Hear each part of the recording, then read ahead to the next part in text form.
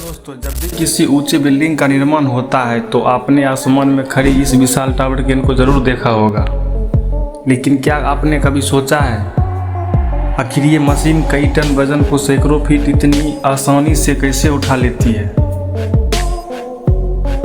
आज हम इसी रहस्य को समझेंगे।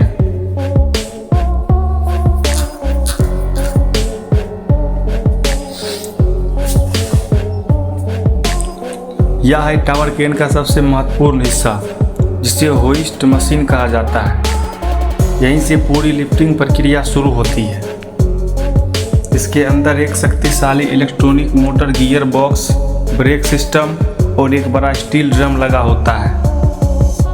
जैसे ही ऑपरेटर कंट्रोल करता है, मोटर घूमना शुरू करती है। जैसे ही ऑपरेटर कंट्रोल देता है, मोटर घूमना शुरू करती है और गियर बॉक्स उसकी ताकत को कई गुना बढ़ा देता है।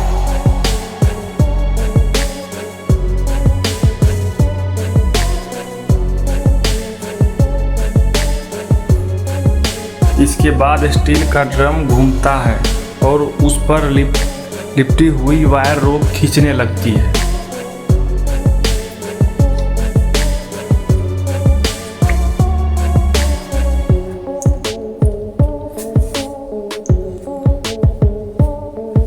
अब सवाल आता है कि इतनी पतली दिखने वाली वायर आखिर इतनी भारी वजन कैसे उठा लेती है?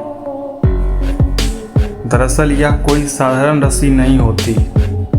इसे सैकड़ों मजबूत स्टील के तारों को आपस में बुनकर बनाया जाता है। यह वायर कई पुलियों से होकर गुजरती है। पुलियों की मदद से वजन कई हिस्सों में बढ़ जाता है, जिससे कम ताकत में भी भारी से भारी सामान आसानी से ऊपर उठाया जा सकता है। इतना भारी वजन उठाने में सबसे जरूरी चीज होती है सुरक्षा। इसलिए टावर क्रेन में ऑटोमेटिक ब्रेक सिस्टम लगाया जाता है। अगर बिजली चली जाए या ऑपरेटर कंट्रोल छोड़ दे तो ब्रेक तुरंत ड्रम को लॉक कर देता है।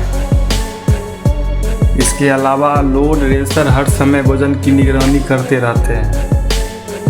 अगर वजन तय सीमा से ज़्यादा हो जाए तो क्रेन खुद ही काम करना बंद कर देती है। तेज हवा चलने पर भी रेसर ऑपरेटर को चेतावनी देते रहती है।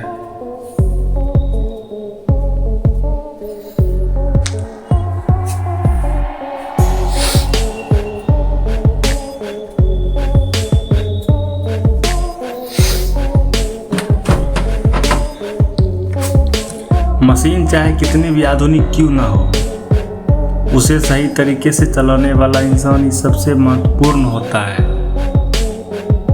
सैकड़ों फीट की ऊंचाई पर बैठा ऑपरेटर हर छोटी हरकत को बेहद सावधानी से नियंत्रित करता है। एक छोटी सी गलती भी करोड़ों का नुकसान और कई लोगों की जान जोखिम में डाल सकती है। इसलिए टावर क्रेन ऑपरेटर बनने के लिए वर्षों की ट्रेनिंग और अनुभव की जरूरत होती है।